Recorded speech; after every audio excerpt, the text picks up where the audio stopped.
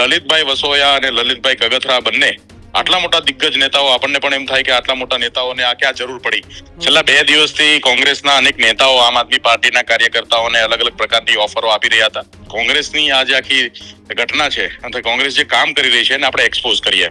આ હોટલની અંદર કોંગ્રેસના નેતાઓ બેસી અલગ અલગ લોકોને બોલાવીને પૈસા આપીને ખરીદવાની કોશિશો કરી રહ્યા છે. અમે જ્યારે એમને મોકલ્યા ત્યારે એમને આખી જે ઘટના છે એ કેમેરામાં કેદ થઈ છે, ફેસબુક લાઈવમાં કેદ થઈ છે. કે આ પૈસા કોને આપ્યા હતા મનોજભાઈ તમારા કાર્યકર્તાને? કે આજે વિસાવદરની ચૂંટણીની અંદર જાણે છે કે કોંગ્રેસ જીતી શકે એમ નથી, તો કોના માટે આ કામ કરી રહ્યા છે એ પણ બહુ મોટો ચર્ચાનો વિષય છે. અને એમને આજે પૈસા છે લઈ અને નીકળતા લલિતભાઈની ગાડીની અંદરથી પૈસા ભરેલા છે એ પણ અમારા વિડીયોમાં એક્સપોઝ થયું છે. તો આ આખી ઘટનામાં કોઈ પણ ભોગે ગોપાલ ઇટાલિયાને હરાવવા માટે ભાજપ અને કોંગ્રેસ બંને એક થઈ અને આ જે આખું ષડયંત્ર જે છે કરી રહ્યું છે. આમ આદમી પાર્ટીના સંગઠન મહામંત્રી મનોજ સોરઠિયા આપણી સાથે જોડાયા છે. મનોજભાઈ, આખી હકીકત શું છે?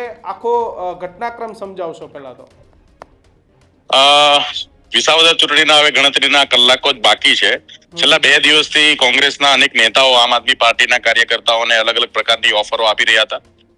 અમારા એક કાર્યકર્તા એમને જાણ કરી કે મને આવી રીતે 2 લાખ રૂપિયા આપી અને વિડીયો બનાવીને ગોપાલ ઇટાલિયાના વિરુદ્ધમાં અને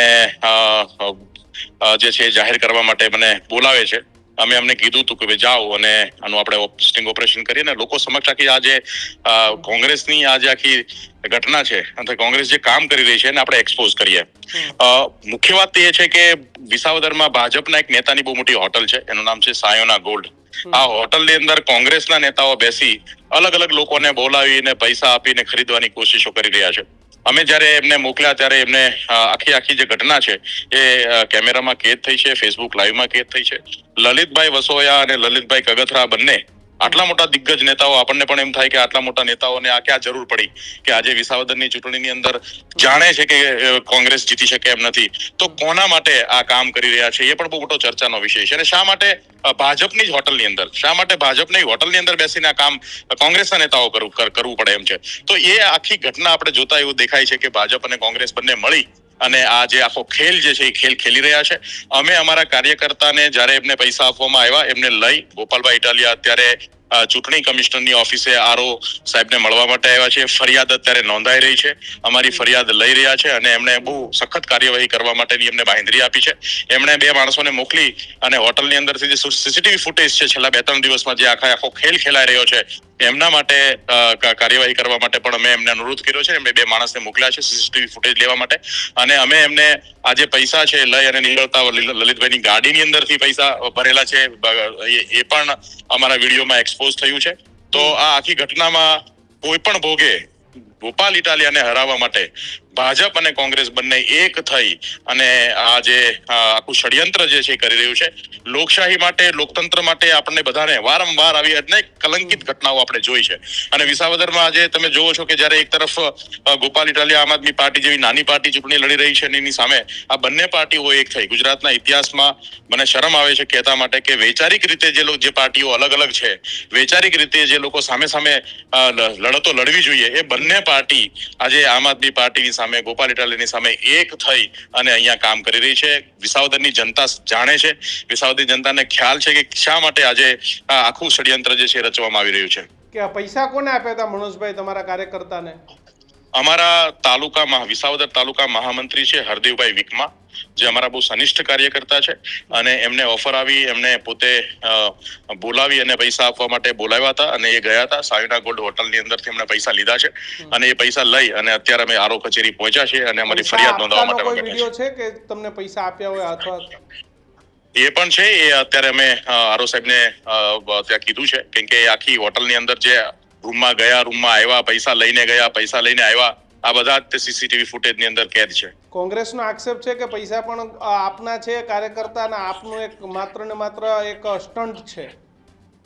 એ તો ચોર તો એવું જ કહેવાના છે ને, ચોર તો હંમેશાથી પોતાની ચોરી સ્વીકારવાના થોડી છે, પણ જે કાયદાકીય કાર્યવાહી થવી જોઈએ એ અમે ચોક્કસ રીતે એની તમામ માંગણી સાથે લડત લડીને પણ કરાવીશું. અમે ચૂંટણીઓ અહીંયા આવી રીતે મેનિપ્યુલેટ કરવાની કોશિશ કરનારા લોકોને પણ સબક શીખવાડીશું. આવા જે ખંડા કાટલા જેવા નેતાઓ કે જેમણે પૈસાની રાજનીતિ કરીને લોકોના મતો સાથે અત્યાર સુધી આ વિસાવદરના જનતાના મતોનો સોદો કરવા બેઠેલા લોકો છે. ભાજપ અને કોંગ્રેસ બંને મળીને વિસાવદરની જનતાના જે ઇમોશન છે, એની જે આસ્થા છે, એના મતો છે, એનો સોદો કરી રહ્યા છે. અને અમે બિલકુલ ઢીલું નહીં મૂકીએ. અમે આમ આદમી પાર્ટી છીએ, ભલે નાના માણસો છીએ, પણ અમે તમામ મોરચે કાયદાકીય મોરચે લડવું પડે તો પણ લડી અને આવી જે યોજનાઓ છે એને પાર નહીં પડવા દઈએ. મનોજભાઈ, એવો પણ આક્ષેપ છે કે અહીંયા આમ આદમી પાર્ટીના નેતાઓ પણ રહે છે, એટલે ગોઠવણ આખી એમની છે, એવો કોંગ્રેસનો આક્ષેપ છે. લલિત વસોયા સાથે વાત કરી, એમને પણ એ જ વાત કરી. મેં કીધું એવી રીતે કે જેમણે ચોરી કરતા પકડાયા છે સ્વીકારવાના નથી કે અમે ચોરી કરતા પકડાયા છે. એ કાયદાનું કામ કરશે. કાયદાકીય રીતે જે અત્યારે અમે ફરિયાદ નોંધાવી છે તો ચૂંટણી પંચ જે છે એ નિર્ણય કરશે કે હકીકત શું છે. અમે અમારી વાત મૂકી છે. કોઈ અમારા વિશે શું કહે છે અમને કોઈ પરવા નથી. અમે અમારી વાત મૂકી છે કે વિસાવદરના લોકો સુધી આ વાત પહોંચે કે ભાજપ અને કોંગ્રેસ બંને મળી. મને એક કિશનભાઈ જવાબ આપો કે ભાઈ આજે આ પરિસ્થિતિમાં કોંગ્રેસ અગર જીતવી હોય અથવા કોંગ્રેસને અગર જીતવું હોય તો એને ભાજપ જેવી પાર્ટીના કાર્યકર્તાઓને ખરીદવા જોઈએ, એમને તોડવા જોઈએ, એમની સાથે એમને ભેગા કરવા જોઈએ અને જનતા વચ્ચે પોતાની વાત લઈને જવું જોઈએ. આખી ચૂંટણી દરમિયાન કોંગ્રેસે કોઈ પ્રચારની અંદર 30 માર ખાન જેવું કામ નથી કર્યું. માત્ર ને માત્ર પૈસા લેતી દેતી આની સિવાયનું કોઈ કામ નથી કર્યું. તો આજે કયા દાવા સાથે કોંગ્રેસ વિસાવદર વિધાનસભામાં જીતવાની વાત કરે છે?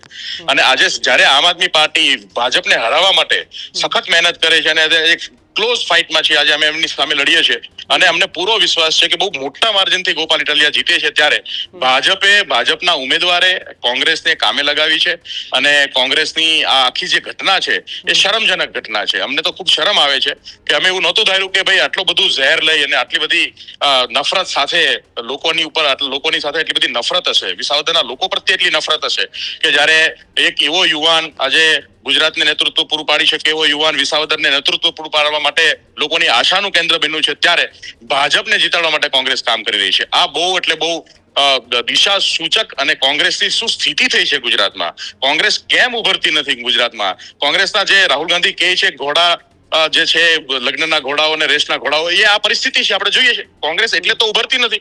આવા લોકોથી ભરેલી કોંગ્રેસ છે જે ભાજપની સાથે સતત છેલ્લા 30 વર્ષથી સાંઠગાંઠથી કામ કરે છે અને એવા લોકોથી ક્યારેય તે કોંગ્રેસ ઊભી થવાની નથી. અને મને બહુ શરમ સાથે કહેવું પડે છે કે આપણે આવી પાર્ટીઓ ગુજરાતની અંદર, આવા નેતાઓ ગુજરાતમાં છે. બિલકુલ. મનોજભાઈ, ખૂબ ખૂબ આભાર.